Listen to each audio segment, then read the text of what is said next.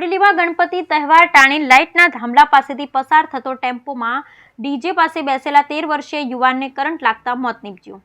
મળતી માહિતી મુજબ બોડેલી ડભોઈ રોડ પર સર્કિટ હાઉસ પાસે ગત રાત્રે ગણપતિ લઈને લાઇટના થાંભલા પાસેથી પસાર ટેમ્પોમાં બેસેલા બોડેલી અલીપુરા બેંક ઓફ બરોડાની પાછળ રહેતા શિવમ કુમાર કરણસિંહ બારિયાને ડીજે પાસે બેસેલા ટેમ્પોમાં કરંટ લાગ્યો। કરંટ લાગતા યુવાને બોડેલી સામૂહિક આરોગ્ય કેન્દ્ર ખાતે ખસેડાયો।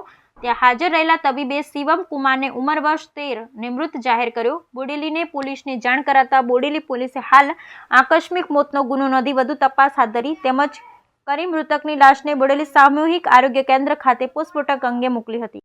મારું નામ ઉષાબેન અમિત કુમાર પટેલ છે। બરાબર, આઈસરના અંદર ગણપતિ બાપ્પાનું સ્વાગત કરીને ફૂલહાર કરીને ઘરે લાવતા હતા।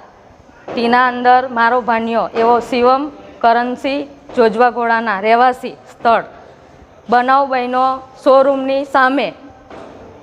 મને કાયદેસર સરકારી હોસ્પિટલમાં એડમિટ કરેલો હતો, એડમિટ કર્યો છે। બરાબર, પોલીસ કર્મી આવીને અમને એવું કહે છે કે જે બી થાય તે સવારે, એવી મને બાહેધરી આપે। જો આજે મારા ભાનાને આવું થયું, કાલ સવારે બીજા કોઈ છોકરાને થાય તેનું શું? મને જેવો ન્યાય નહીં મળે તો હું અહીંથી લાશ બી ઉઠાવવાની નથી। મને વહેલી તકે ન્યાય મળે અને કાયદેસર કાર્યવાહી થવી જોઈએ કે અમે પોલીસને જાણ કરીશું। પોલીસને બોલાયા, પોલીસને બોલાવીને અમને પોલીસ આવ્યા।